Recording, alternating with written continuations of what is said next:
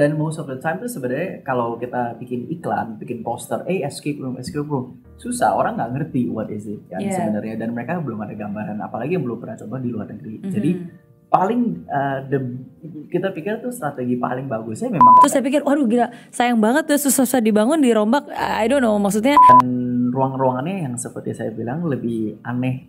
Oh wow.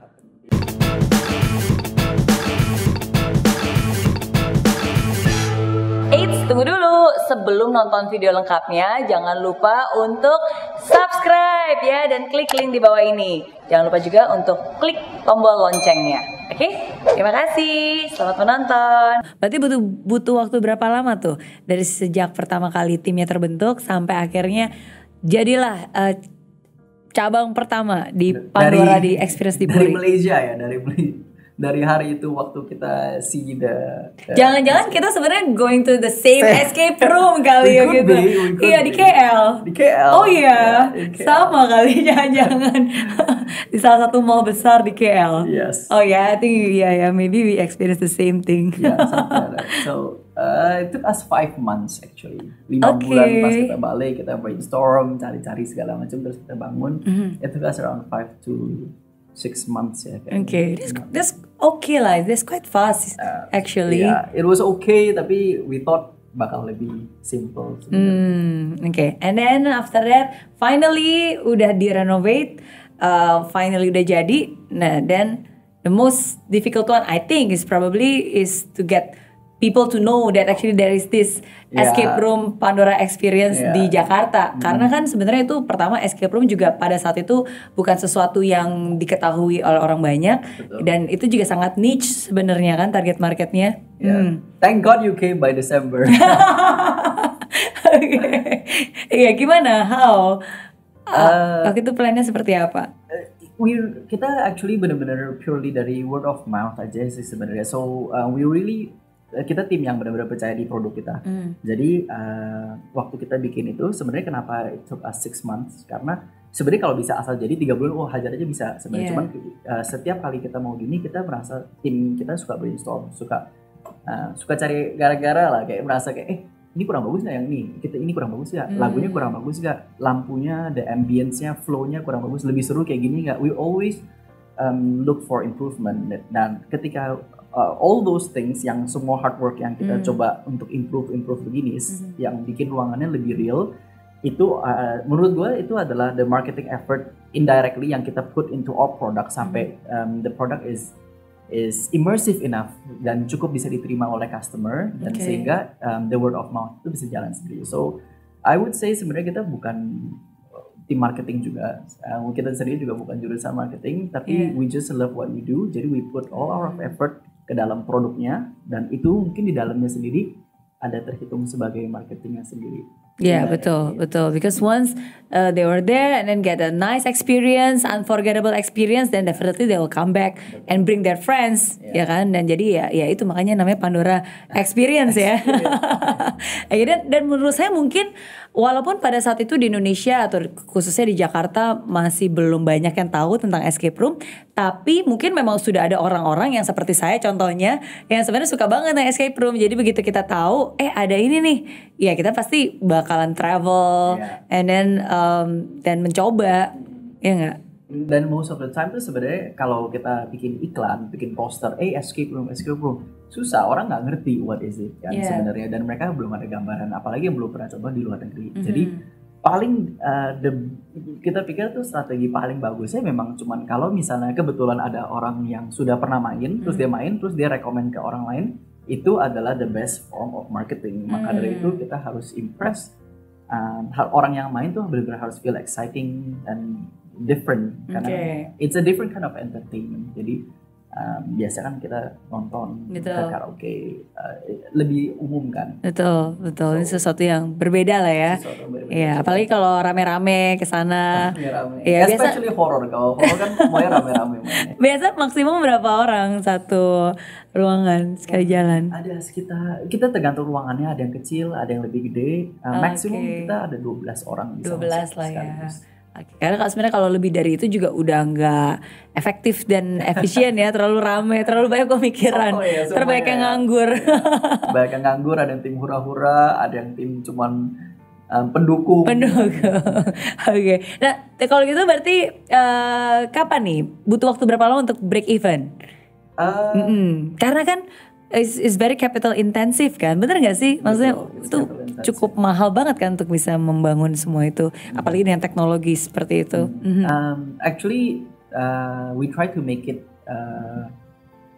as efficient as possible waktu dari constructionnya, dari segi kan kita juga sebenarnya di sini bukan kita personally funded doang, ada juga dari investor yang masukin.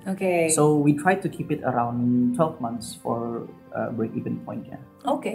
So averagely we're doing around that number. So I think that's very good. Very reasonable. We can make more people happy, tapi we can juga bisa make investors happy. Betul. And so everyone can bisa cobain lah wahana baru yang ada di Indo ini, something new. Yes, definitely.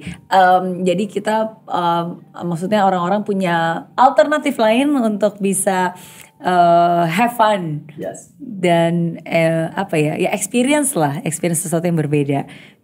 Berawal dari satu cabang di Puri. Itu tahun 2015 berarti ya. 2015. Sekarang 2020. Berarti udah berapa banyak cabang ini sekarang? Kita lagi on the way to 10. Wow. On the way to, kita lagi bangun that's fast. Another one di Jakarta sini. So this year kita hopefully bisa nambah around 2 outlets lebih. Setiap cabang itu berarti roomnya beda-beda? Ya, jadi kita di sini tim kita, kebetulan tim kreatif kita tuh haus akan membuat sesuatu yang baru, including myself.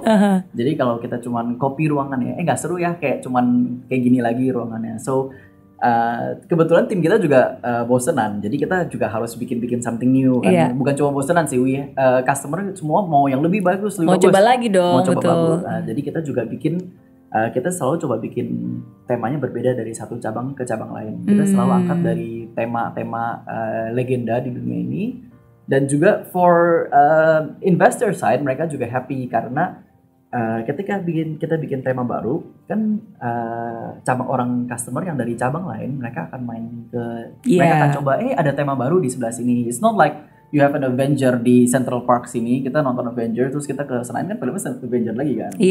It's not the same thing. Jadi customer juga seneng actually kita bikin episode baru. Betul. Kalau kita buka cabang baru, ada cabang baru tapi episode sama, mereka kayak kecewa nanti. Benar.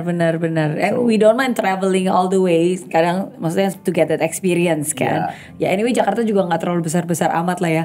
Ya emang besar sih macet tapi ya just once in a while. Gitu. Jadi berarti sebenarnya misalnya kayak contoh yang di Puri ya, itu ada berapa tema? Di setiap cabang biasanya outlet kita gamenya sekitar 3 sampai 4. 3 sampai 4 tema berbeda. Ada yang action, ada yang mystery, ada yang kayak prison break kayak Alcatraz, ada juga yang horror. Seperti itu. Jadi kita campur-campur, memang ada segmen-segmennya lah, ada genre yang beda-beda. Kayak di bioskop kan selalu ada film action, ada film horror, seperti itu. Betul.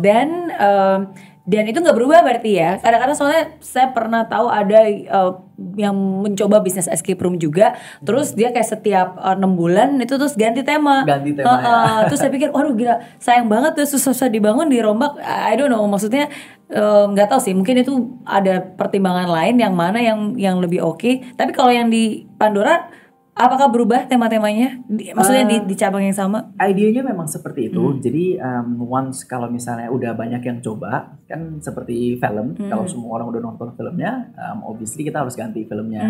Cuman di Indonesia ini, meskipun banyak yang tahu tentang Pandora, masih belum banyak yang actually tahu ini apa. Mereka cuma tahu, ini Pandora, ini sesuatu hiburan. Masih banyak banget yang datang ke tempat kita, ini bioskop ya, ini bioskop baru. No, we're not XX1, we're not CGV. Cuman kan kita bikin poster. Soalnya poster-posternya kayak poster bioskop. Iya. Jadi banyak banget yang datang terus pikir, ini bioskop, kok filmnya beda gitu. Terus kayak, we're not gitu. So masih banyak banget yang belum coba. Cuman currently kan kita udah bikin roomnya. We want to share the fun ke as many people as possible dulu. Kalau udah saatnya kita bakal ganti. Right now we have lots of team in house. Kita ada sekitar 30 tema sampai sekarang dari setiap cabang-cabangnya. Nah, di tema-tema ini kita sebenarnya bisa rolling.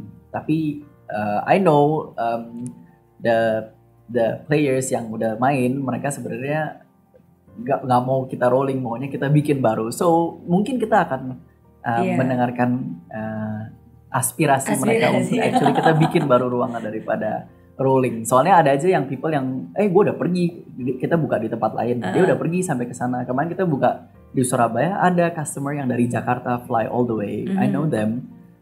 They're very nice, they're super nice, dan mereka datang actually ke Surabaya to support us, and actually mereka main. Dan kalau gue rolling doang kan mereka kayak udah main, betul. Dan iya sih, dan for escape game lovers biasanya kita tuh itu ketagihan. Jadi kalau misalnya kita mencoba, kayak the next one, dan sometimes kadang-kadang kecepatan kita mencoba lebih cepat daripada kecepatan itu berubah tema. Ya understandable sih. Sometimes bayangin kalau misalnya kita at least once a month aja gitu kan keliling, ya at least udah habis juga kan semuanya gitu.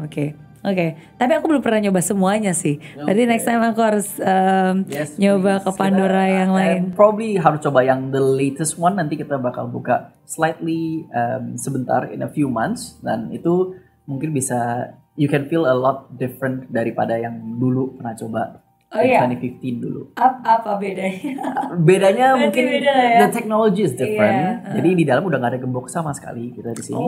Jadi everything is 100% tech based. Dan ruang-ruangannya yang seperti saya bilang lebih aneh. Mungkin ada yang bisa kebelah, ada yang bisa jalan cepet banget, and lots of things will happen di dalam ruangan yang bukan cuma ruangan lagi karena. Iya. Seru. And finally yang di Indonesia I can say that actually is better ya dibandingkan di Malaysia atau yang di Singapura, karena mungkin kita juga punya the luxury of space, jadi lebih besar. Apalagi kalau misalnya di Singapura tuh kayak kecil-kecil banget gitu. Bahkan sebenarnya terakhir kali sama yang di escape room di Singapura, ya effort, tapi ruangannya juga kecil, maksimum juga paling cuma bisa 3 ruangan, itu pun juga kecil banget. Sedangkan kalau di Indo tuh kita bisa punya tanah. Iya, mau manjat juga bisa, mau manjat abis itu turun pakai perosotan juga bisa. Ya kan, kalau di Singapura sometimes the space is their constraint. Kebetulan to verify this, actually kan kita punya cabang di Bali. Nah di Bali itu customersnya is 90% actually bule yang main. Jadi bukan orang-orang Indonesia yang main biasanya. Itu bule dari Aussie, dari Europe, ada dari US, ada dari Russia, dari all over the world lah intinya. Nah pas mereka main, fortunately kita mendapatkan kayak the number one fun and games in Kuta, actually di TripAdvisor. Nice. And so ini semua based on customers yang actually main, dan mereka merasa main di Indo sebenarnya tuh lebih worth it daripada di luar, karena number one mereka ruangannya lebih kecil ya, it's small, jadi nggak bisa less possibilities buat explore, jadi ruangannya nggak bisa dimacam-macam, orang nggak ada tempatnya gitu. Betul. Sama maybe the price juga di luar negeri kan price-nya is much more expensive. Jadi pas mereka datang ke Bali, mereka dapat ruangan yang lebih bagus, quality lebih bagus, harga lebih murah, mainnya lebih lama. So they're having a good time di outlet kita di yang di outlet Bali. sini ya. Oke. Berarti kalau di Indo tuh harganya berapa nih kira-kira? Kita ada lots of room, ada varieties juga. Perjalanannya ada yang pendek, ada yang lebih panjang. For beginners kita ada yang buat kalau belum tahu nih nggak mau all out dulu. We have ruangan yang cuma 1 jam mainnya, jadi lebih pendek. Jadi ada ya yang memang lebih simple lah lebih intinya. Simple, nggak se-complicated itu ruangannya buat pemula. We start price-nya ada di sekitar 100.000 sampai ada yang di 200.000, itu yang mau dicoba. Ada yang to maximumnya around 230, I think 240, itu yang ruangan yang udah the X series, we call it the X series. Oh, bedanya apa X series sama yang biasa? Ruangannya lebih advance. Lebih advance. Oke.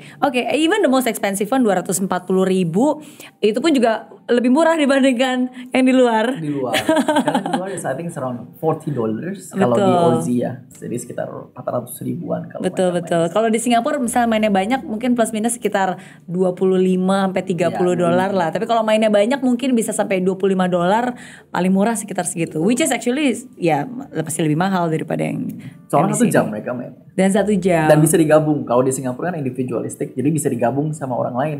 Jadi Oh iya. kalau nggak penuh, bisa gabung. Jadi Iya, kalau iya, main iya. sama orang lain, kan biasanya kan Nggak kita enak, mau enak kan main sendiri atau nggak sama teman sendiri, ya nggak sih? Iya, kan Indo kan kita gotong royong tema, jadi kita sukanya rame-rame mainnya. Kalau di luar negeri mungkin lebih individualistik, jadi mereka mainnya berdua, berempat, jadi digabungin sama orang lain. Oh iya iya iya. Something like that. Itu yang kita ubah ke Indo lah. Jadi di Indo kita eksklusifin cuma boleh main dengan tim kalian sendiri, teman-teman kalian sendiri. Oke.